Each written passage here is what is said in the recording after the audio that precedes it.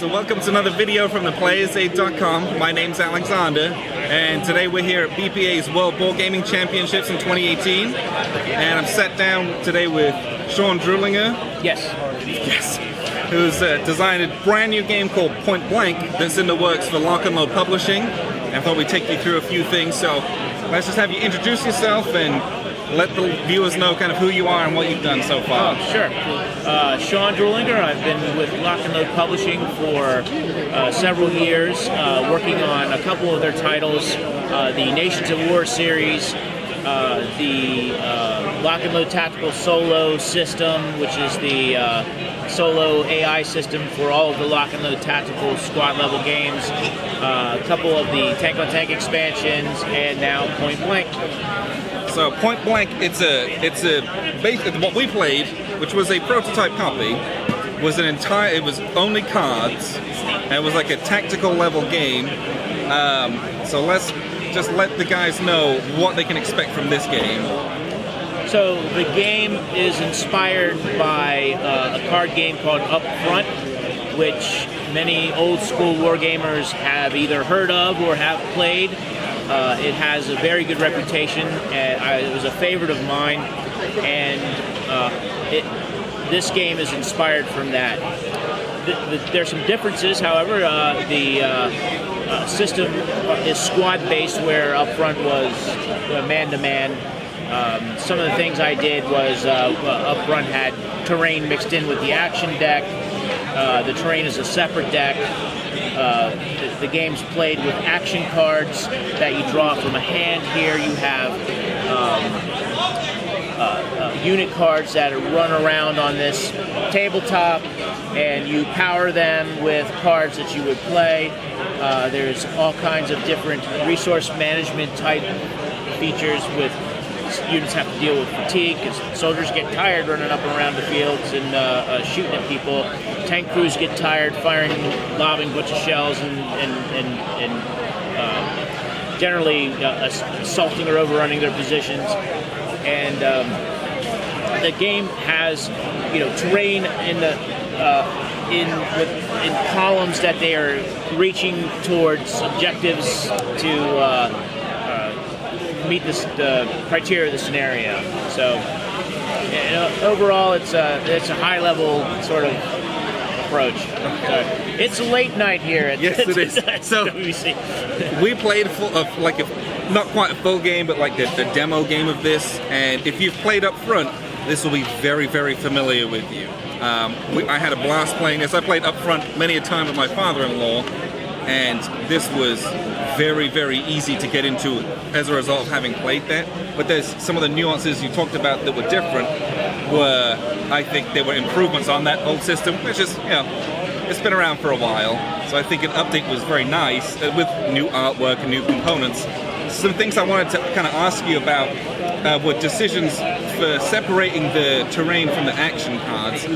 What inspired that decision? I thought terrain would be a little more manageable or a little more realistic if it was separated from the action deck. And one of the big things that I wanted to avoid was getting a handful of cards that you couldn't use. So separating the terrain deck was one of them. Having a mechanic where you can discard cards and perform an action but with a penalty on a unit. Those were all parts that I was thinking about. The thing about card games is that there's always those games where if I only had these cards, I could do something and I can win it. It's frustrating, so I wanted to try to minimize that as much as possible. I know this game is this is pre-production. When can people expect to kind of get their hands on this down the line? So I would say within a year, the core mechanics are done. We just need to tighten up the scenarios. Put together some campaign stuff. We have a huge interest in the solo system, so there's a framework for solo in place, but those rules need to be tightened up and play tested. So all in all, it'll take some time, but I would say maybe within the year.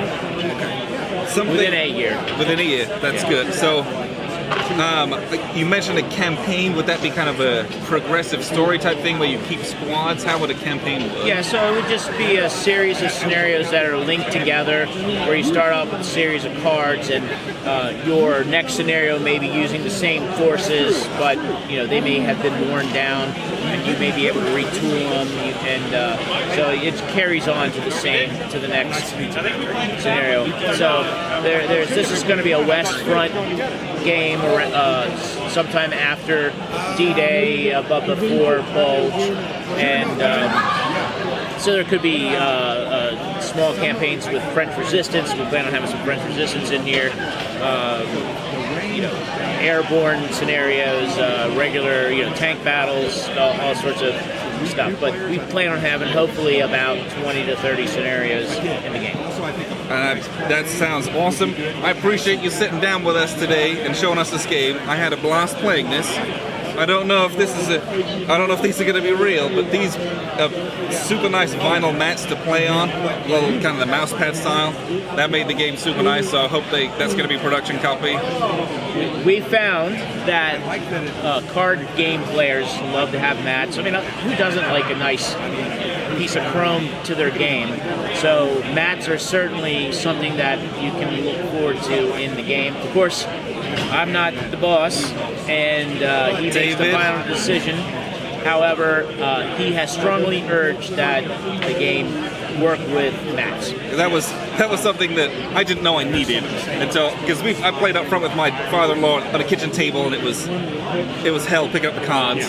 So these made a huge difference for a game that's a lot of cards. This made it really playable. So I thought it was really cool. So it looks very busy, but a lot of the marker cards will most likely be counters in the future, because it's quicker to actually just print the cards than it is to put a counter sheet, laser cut them, and get them all ready for the game. So it'll look a little more tidier than it is now. Yes. So this is a production copy. In a few weeks' time, we'll have pictures of all these components. But again, production copies. But we'll do a full review of kind of how the game plays. You'll be able to see that on the players8.com. I appreciate you sitting down with us today, Sean, and showing us Point Blank. Thank you. This will be from Lock and Load Publishing. This will be out in about a year's time. Yeah, next year sometime. Hopefully sooner. Yeah, hopefully before WBC next year, maybe sooner. The artwork is definitely complete. And the artwork is fantastic. We're very happy with the artwork. I don't know if you want me to hold up. Yeah, who's the designer? The artist is Shane Logan, and those of you may know him from old school tactical fame. He's the designer of that game. That's Flying Pigs squad level Hex Encounter game. That's got great map boards. That is a beautiful map boards. That's a fun game. But yeah, that was something I really liked about this, is that there's eye candy on the table as well. But it's still a card game. It's not like a massive amount of extra components. I didn't feel like this was overproduced. I thought the artwork was fantastic. Thank you. Well, I appreciate you sitting down with us. You guys can look forward to this soon. Thanks very much for watching.